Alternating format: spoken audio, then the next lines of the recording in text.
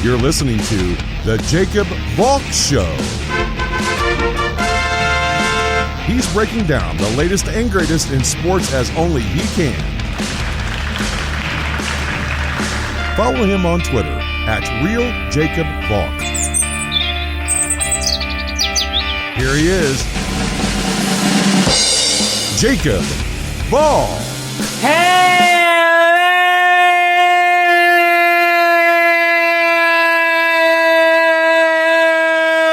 sports fans. Welcome to another edition of the Jacob Valk Show. I am Jacob Valk. And I have to start with the NFL, specifically Browns-Bengals. As you may know, I'm a big Baker Mayfield fan. Loved watching him at Oklahoma. Loved him entering the 2018 draft. Loved him his rookie season. His sophomore season, I still saw glimmers of talent, even though Freddie Kitchens tried very hard to hide it. But this year, it hasn't been fantastic. Mayfield was playing well, but he wasn't great. Before yesterday, he had thrown just 10 touchdowns to 6 interceptions, had back-to-back games where he threw 2 interceptions. His completion percentage wasn't the greatest. And there were real questions of whether Baker Mayfield was a bust. The Browns put this ungodly assemblage of talent around him, and he just couldn't make it work. And it looked like that was going to be the case yesterday. The first pass that Mayfield throws, intended for Odell Beckham, intercepted. He didn't complete a pass until the second quarter. On Twitter, you could see all the people saying, Mayfield's a bust, bench him, put in Case Keenum, let's go, the Browns are going to lose this thing. Obviously, Mayfield didn't see any of that, but something clicked. Maybe Kevin Stefanski said something. Maybe someone else said something. But after the first quarter, Baker Mayfield became Baker Mayfield. He ended up throwing 5 touchdowns in this game. 3 of them to tight ends on National Tight Ends Day. I thought that was really nice. He started the game 0 for 5. He then went 22 for 23. He finished with a 22 for 28 mark.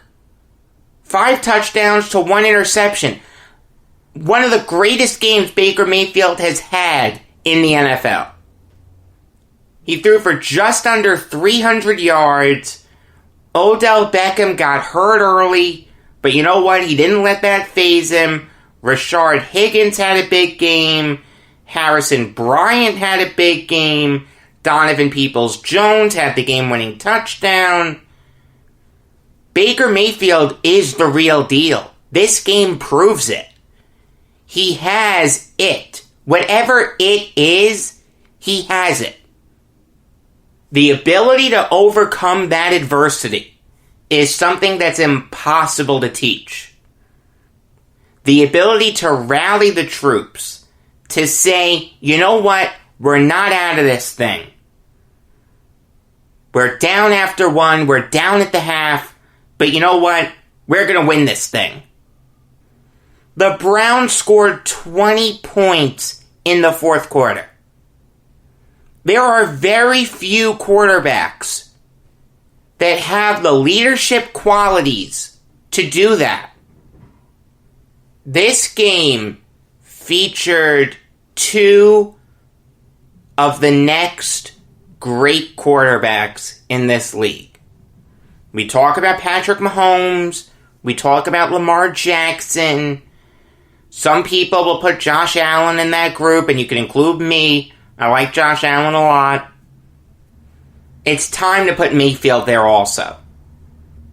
Is he great right now? He's getting there. I would put him as very good, and certainly his stock is trending up. And Joe Burrow, you have to love what he's done since coming to Cincy. I understand that the Bengals are 1-5-1. That's really bad. But it's not Burrow's fault. Burrow's completed 2/3 of his passes. He's thrown 9 touchdowns to 5 interceptions. Yeah, he's been fumbling the ball a lot, but you know what? A lot of NFL quarterbacks do that their rookie year. I mean, Burrow threw for over 400 yards yesterday. And the one interception was a really good play by Denzel Ward to tip that ball, and then it got picked off in the end zone. Both Ohio teams are set long term. The Browns have their guy in Baker Mayfield, and the Bengals have their guy in Joe Burrow. It's just that simple. Moving on now to 49ers Patriots. And it is time that we have a real conversation about the Patriots. I understand that they've gotten off to slow starts before, and people have said this is the end of the line. I think Trent Dilfer said something like that right before the Patriots went on an epic win streak. But this is different. No Tom Brady. No Rob Gronkowski. You know, this just proves what I've been saying for a while. Talent wins over scheme in the NFL. Bill Belichick is one of, if not the greatest coach in NFL history. But if he doesn't have the talent to work with, he's going to struggle. Josh McDaniels has been a very successful coordinator. Really smart guy. But again, without the pieces in place, how good can he really be?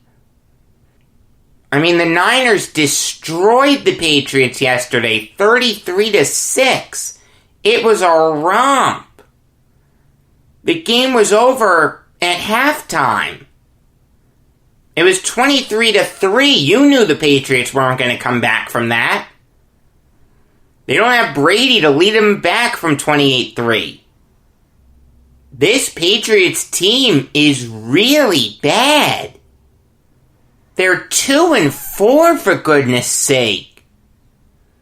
You gotta check to see if Tony Eason is their quarterback. I mean, Cam Newton isn't the answer. It was a great signing. It made a ton of sense, but he just doesn't have it anymore. Obviously, he had the coronavirus. I don't know if that's still affecting him or not, but he has been atrocious these past couple games. You can't lose to the Broncos and 49ers. You just can't. The Broncos are bad, and the Niners aren't great. Next week, they face the Bills. They're not going to beat the Bills. There's no way they beat the Bills. 2-5. If you listened to my Jets show yesterday, you know that the Jets face the Patriots on Monday Night Football. 2 weeks from today. I don't want to say that the Jets are going to win that game, but I'll tell you, It's a winnable game for the Jets. Now, I don't think they're going to win it. I really don't. I think they're going to go 0-16. But it's not inconceivable to say that maybe, just maybe, they can pull out the upset. That's how bad the Patriots are right now. Newton has been atrocious. He's thrown 2 touchdowns to 7 interceptions. I don't care about rushing touchdowns. Of course he has 5 rushing touchdowns. The Patriots don't have any good running backs. They've never had any good running backs. Cam Newton's the best runner on the team. The Patriots are in trouble. There was a rumor I saw that said they're going to go out and try to make a big trade for a wide receiver like Adam Thielen or Michael Thomas. Don't do it. I don't think he helps enough. Whoever it is. Thielen, Thomas, Julio Jones, whoever. Jamison Crowder, it won't work. Cam Newton is past his prime. All the injuries have piled up, and the coronavirus was just the cherry on top. Jarrett Stidham is completely useless. Brian Hoyer's completely useless. There was a conspiracy theory before the Patriots signed Newton and after the draft, where they passed on all the quarterbacks, that said that the Patriots were the team that was going to tank for Trevor. They may have been better off doing that. The reign of terror is over. Bill Belichick doesn't have it anymore. I understand we've said that before, and it is very possible that Bill Belichick can make me look like an idiot. But again, no Brady, no Gronkowski, no Welker, none of the Patriots of old. No guys who are going to get their numbers retired except Julian Edelman. Maybe. Probably. Maybe the McCourtys also? I don't know. That's tough. But the only link to those Super Bowl winning teams is Edelman. And I'm talking big links. And again, the McCourtys. But those guys can't do it by themselves. The Patriots dynasty is over. It was a fantastic run. It's one of the greatest runs in not just NFL history, but sports history. The best thing for the Patriots to do, quite honestly, is to say to Belichick, listen, this is our plan. We're going to rebuild. We're going to blow this thing up, and we're going to rebuild from the ground up. I don't think you want to be a part of it. So retire. If you still want to be an advisor or something, go for it. But I don't think it's in anyone's best interest to have you as head coach. I'm not saying you fire him. If Belichick wants to be around for the rebuild, let him. But be upfront with him. If you're Robert Kraft, be upfront with him. Belichick won't do this. There's no way that Belichick is going to rebuild the Patriots. It's up to Kraft. Kraft needs to say, this is what I think is in the best interest of my team. I don't think Belichick would go along for it. I think he would become a special advisor or something. Nick Caserio, who is very, very well respected in NFL circles, will probably become Patriots GM. Josh McDaniels will become the head coach. They may even make Steve Belichick the defensive coordinator. Bill's son, who has a lot of responsibilities on that team. But I really think that's what's in the best interest of the Patriots going forward. Bill Belichick isn't going to do that. He's obsessed with winning. He wants to win. I commend him for it. But having said that, if you're the owner, you've got to say, hey, we had a great run. It's time to build up to the next one. Now, I will say this. I spoke to Jeff Benedict about his book, The Dynasty. Really good interview. Really liked talking to him. Even though it was about the Patriots. I really liked talking to him. But he said something during that interview that I agree with. He said that whatever happens this year isn't a good indication for who was responsible for whose success. Brady for Belichick or Belichick for Brady. And I agree with him in a sense. I agree with him that to get the ideal global look at who was really responsible for who, we need more of a sample size. But this is the best we have. It's not perfect. And if you want to say that Belichick was responsible for Brady's success, you can look at this year as an aberration. And the year after, and maybe the year after, assuming Brady's still there. But I'll tell you, it's not a good look for those people.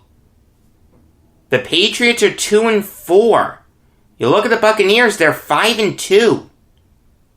The Buccaneers are leading the NFC South. The Patriots are third in the AFC East.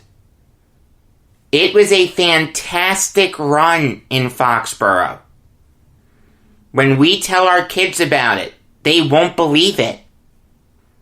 It's something that Patrick Mahomes is going to have a tough time duplicating. It's something that Lamar Jackson's going to have a tough time duplicating. Or Trevor Lawrence, or Baker Mayfield, any young quarterback you want. Justin Fields, Arch Manning, I don't care. It's one of the best runs in sports history. But it's over. I really think it's over. Is it possible that Belichick can turn this thing around? Sure. Anything's possible. And if anyone can do it, it's Belichick. But the writing's on the wall. Jimmy Garoppolo did not play well yesterday. Didn't throw a touchdown. Threw 2 interceptions. There's some rumors saying that the Niners could look to move on from him next year. I'm not a big Garoppolo fan. I wouldn't be opposed to it, depending on who they can get to replace him. But if the Patriots can't beat Garoppolo based on how he played yesterday, when they make Jeff Wilson look like the second coming of Roger Craig and allow him to rush for 3 touchdowns, and allow Brandon Ayuk to catch 6 passes for 115 yards? Yeah, it's time to take a long, hard look in the mirror and say, this thing is done. There is one piece of NFL news that I want to talk about. I want to talk about the Giants trading Marcus Golden to the Cardinals for their 6th rounder this year. Golden really had an underwhelming year with the Giants. Last year, he was fantastic. He had 12 sacks. Every Giants fan on earth wanted him to come back. And Gettleman brought him back. Not saying it was the wrong decision, just saying Giants fans wanted him back. But this year, Golden has been really bad. He only has 2 sacks. He only has a 60.6 overall grade, according to Pro Football Focus.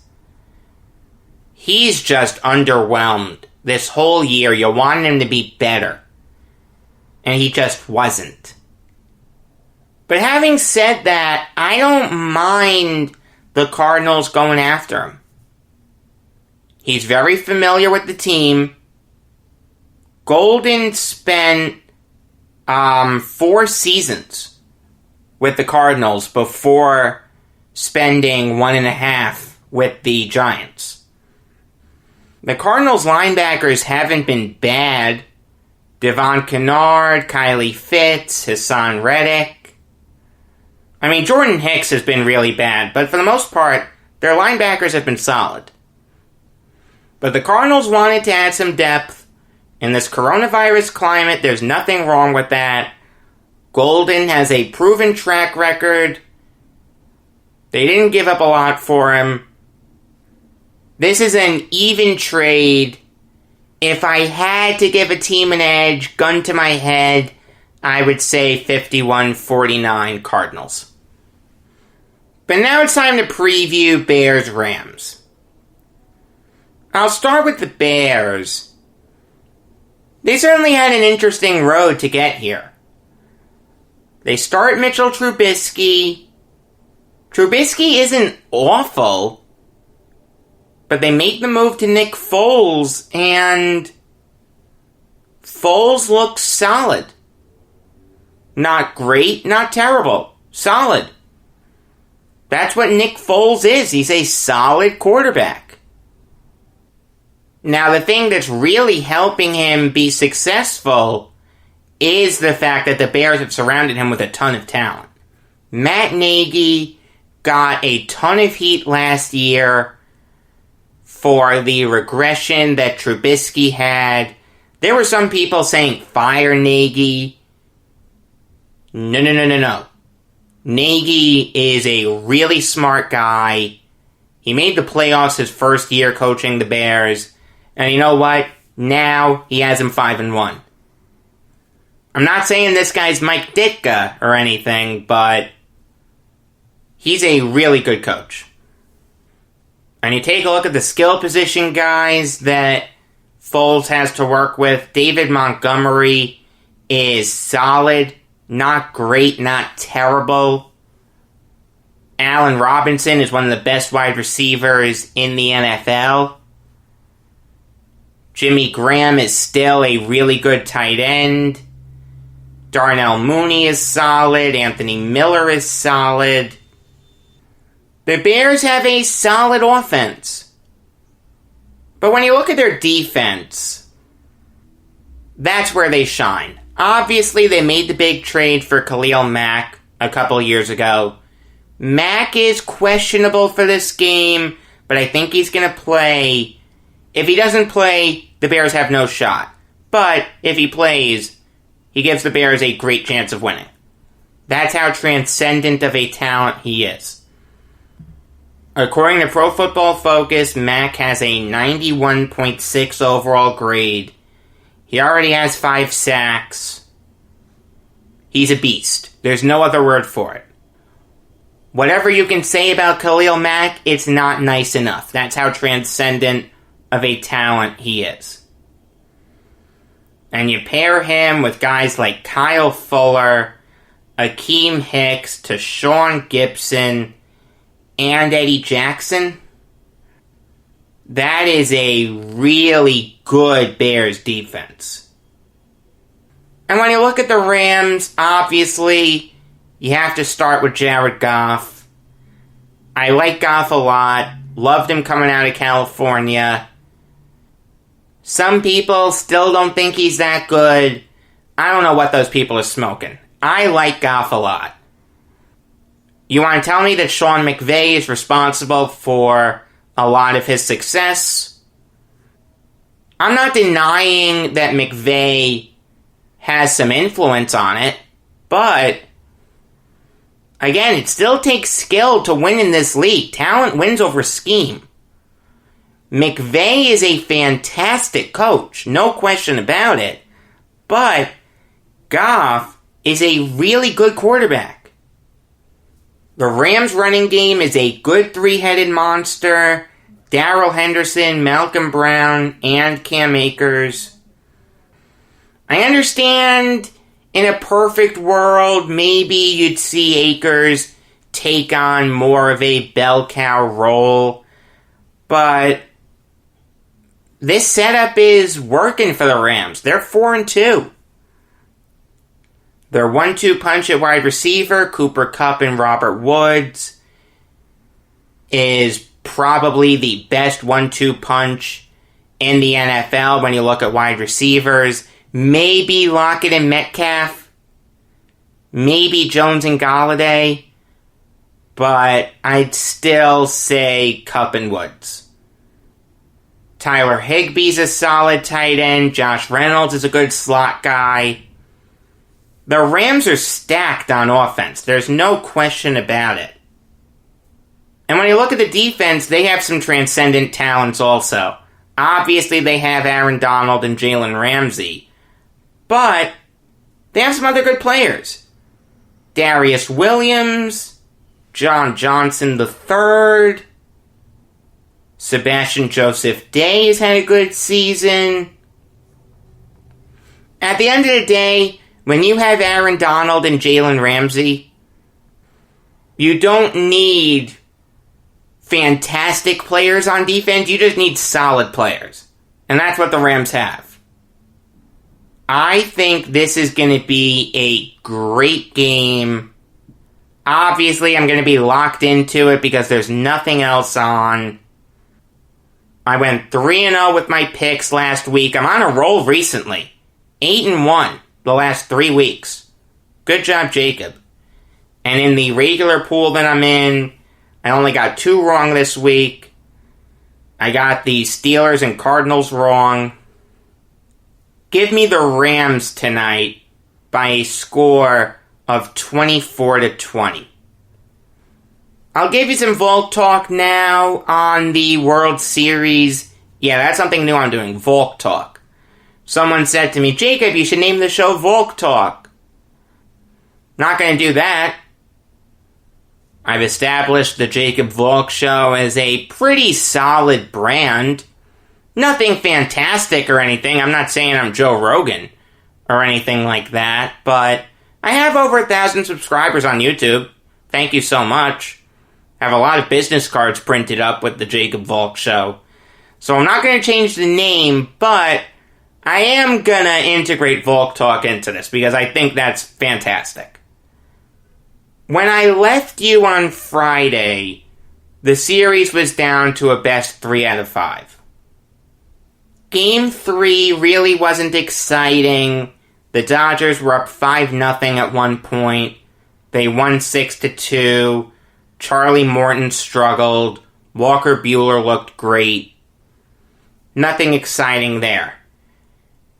But Game 4 featured one of the greatest endings in World Series history. I don't care that this World Series has an asterisk on it. I don't care that we only had to go through 60 games to get here. That does not take away from the sheer insanity that we saw at the end of Game 4. My father and I are watching the game together. We couldn't comprehend what happened. Look, that play isn't up there with Joe Carter and Bill Mazeroski or Luis Gonzalez since it didn't end a World Series. But I'll tell you, in terms of great World Series moments, it's right up there with Cookie Lavagetto. It's right up there with Bill Wamsgans. If you don't know what I'm talking about, look it up. It's right up there with Hal Smith. It's right up there with some of the epic home runs that the Yankees hit in 01. It is without a doubt one of the greatest moments in World Series history. Chris Taylor with the error in center field. Randy Arozarena stumbling as he's like 20 feet from home plate. Austin Barnes going for the swipe tag, but not securing the ball. You couldn't script it any better. If you did that in a Hollywood blockbuster, people would say that's too unrealistic. A World Series game would never end that way. But it did. My mom, who's not a sports fan, said, Jacob, I want to see that clip. Even she appreciated the insanity of it. And it capped off a fantastic game. I understand that game took over 4 hours, but you know what? If it's an exciting game, a close game all throughout, teams falling behind and coming back, falling behind and coming back, I don't have a problem with that. Kenley Jansen blowing another save. I mean, you saw it yesterday. Dave Roberts doesn't trust Jansen. He went to Trinan.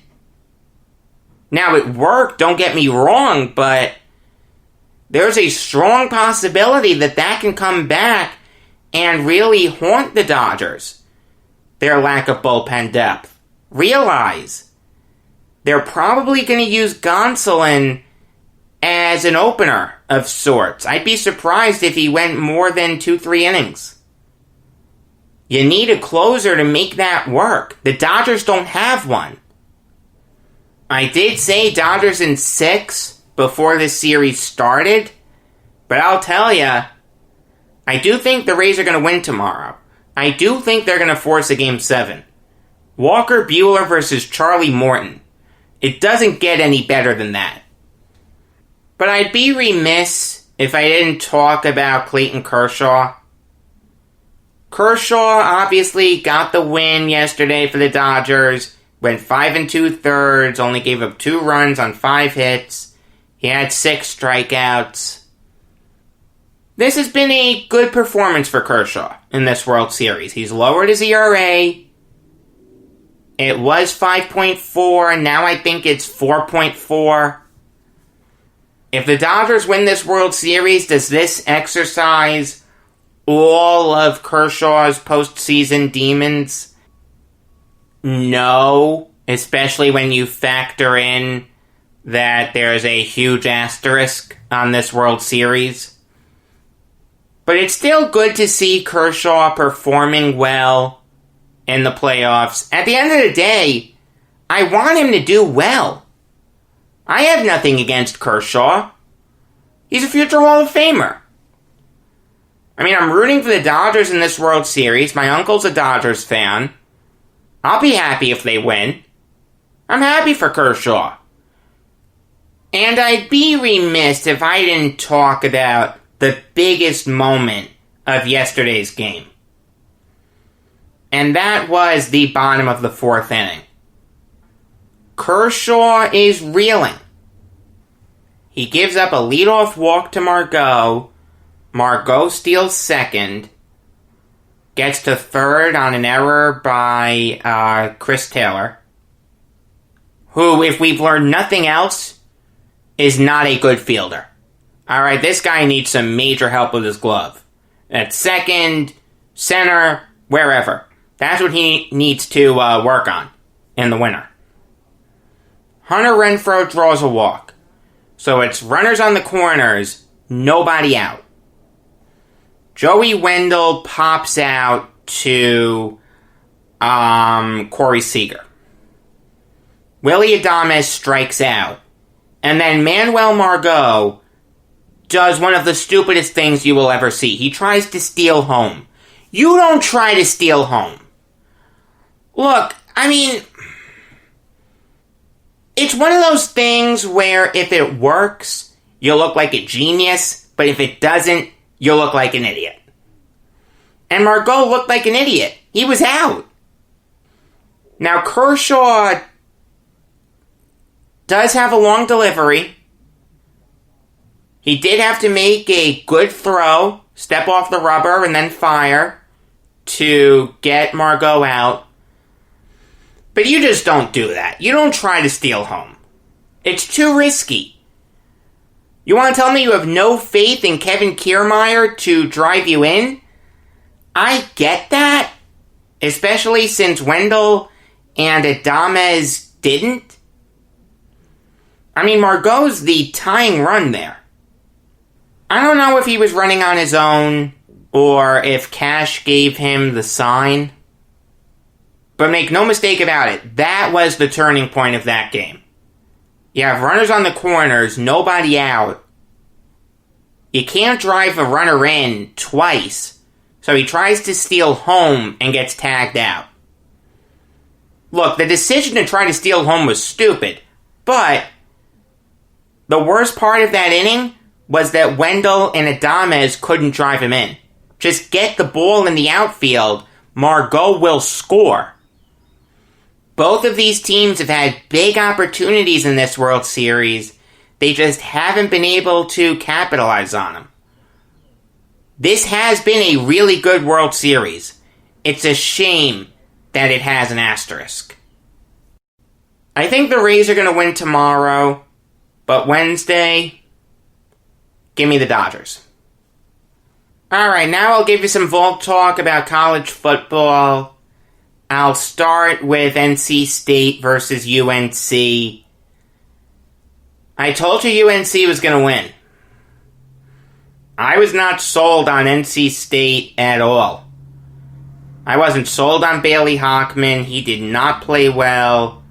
Dave Doran had to go to Ben Finley.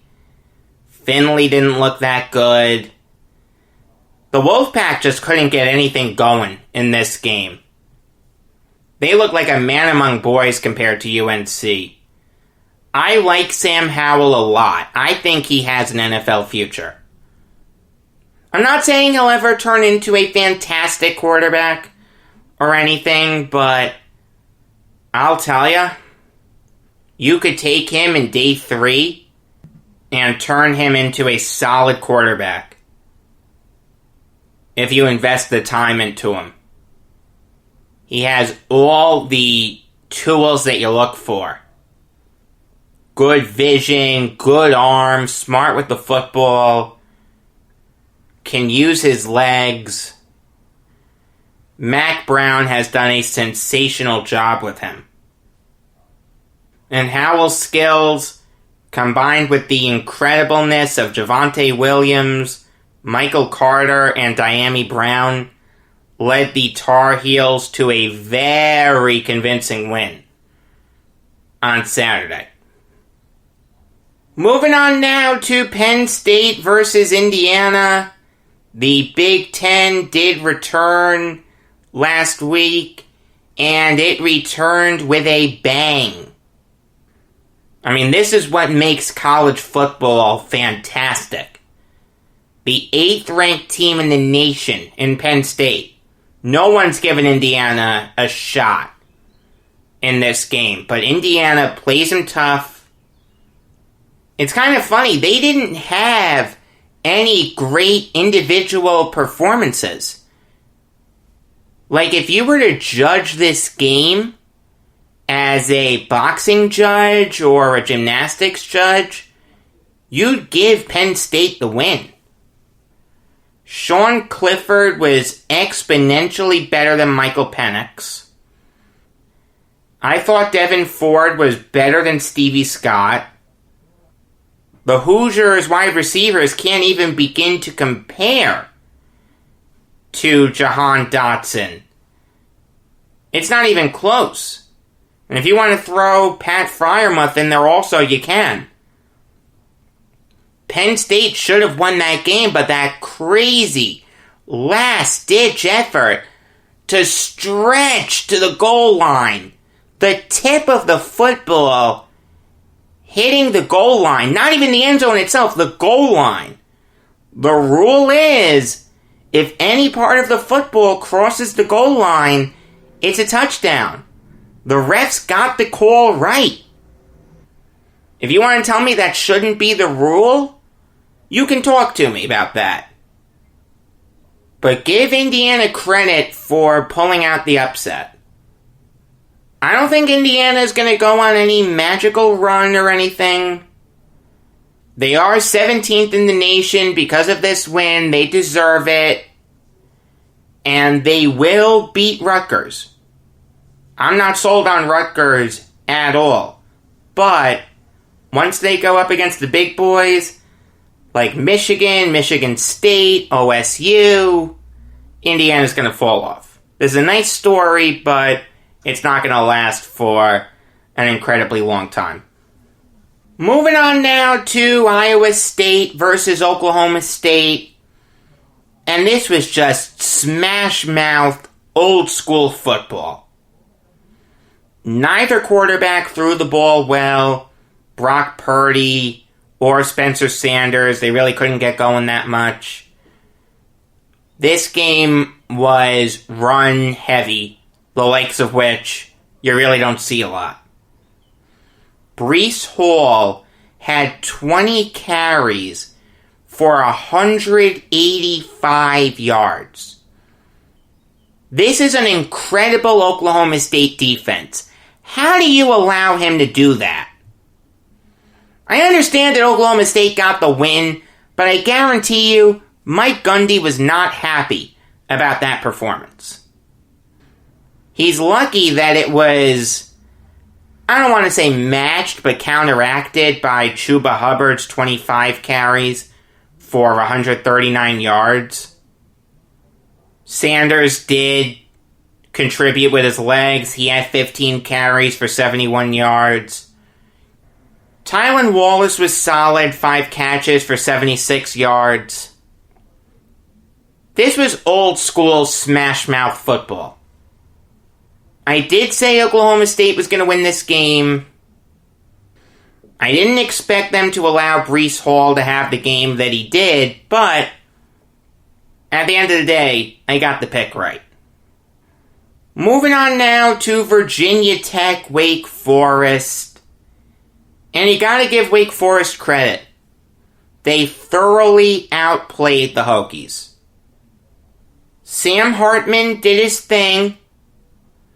He's not gonna wow you with his arm, but he was safe with the football.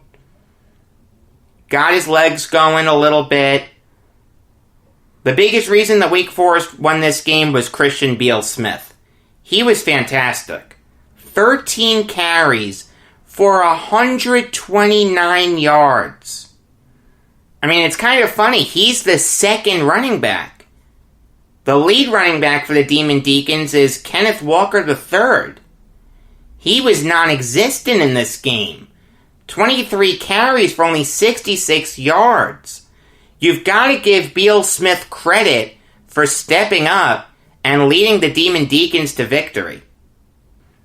I mean, Virginia Tech did not play well. Hendon Hooker had a dreadful game. I don't care that he had 17 rushes for 98 yards. When you throw 3 interceptions on 33 passing attempts, nothing you do with your legs can make up for that. If you can't throw the ball, that's fine. But then don't throw it a lot. This was a really good game by Wake Forest. They outplayed the Hokies exponentially. Again, this is why you gotta love college football. Moving on now to Michigan, Minnesota. And Jim Harbaugh had to be entering this year on the hot seat. I thought they should have moved on from him at the end of last year, but he's given it another go. And I'll say this, he's gotten off to a good start. The new quarterback at Michigan is Joe Milton. He looked good, 15 for 22 for 225 yards and a touchdown. He also ran for a touchdown.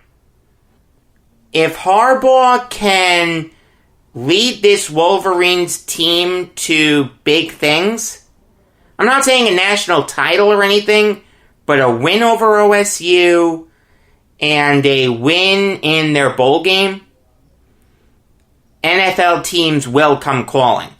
I promise. The Jets could be at the top of that list. When you look at Minnesota, they're really one-dimensional. It's get the ball to Rashad Bateman and let him do his thing. I understand that Mohamed Ibrahim had a big game. 26 carries for 140 yards and 2 touchdowns. But no one's going to be mistaking this guy for Lawrence Maroney anytime soon. For the Golden Gophers to win, they need Rashad Bateman to be fantastic. And Bateman was really good 9 catches for 101 yards. But when your defense gives up 49 points, there's not much a wide receiver can do about that. I'm not crazy about the Golden Gophers this year. I'll tell you that right now. The last thing to talk about today is Cincinnati destroying SMU. I am stunned. I thought SMU was going to beat Cincinnati. I really did. But this usually great Mustangs offense couldn't get anything going. Buechel was bad. Ulysses Bentley was bad. This offense couldn't get anything going. This is an offense with a ton of weapons. But no one could get started. Cincinnati did a fantastic job of neutralizing SMU. Jarrell White was all over the place making plays. So was Joel Dublanco and Kobe Bryant. But the 2 players who really impressed me for the Bearcats was Desmond Ridder and Jared Dokes. Ridder was safe with the football, but killed you with his legs. He had a 91-yard touchdown run. He also had a 32-yard touchdown run and a 15-yard touchdown run. What he can do with his legs is Lamar Jackson-like. I actually see a little bit of Lamar Jackson in Ridder. I'm not saying that Ridder's going to turn into Jackson, but when I watch him play, I see a little Jackson. Jared Dokes was really good, 20 carries for 105 yards and 2 touchdowns. This was a great performance by Cincinnati from the top down. I did not expect them to beat SMU. I was 100% wrong. Until tomorrow, I am Jacob Valk saying he takes a bunt for a called third strike.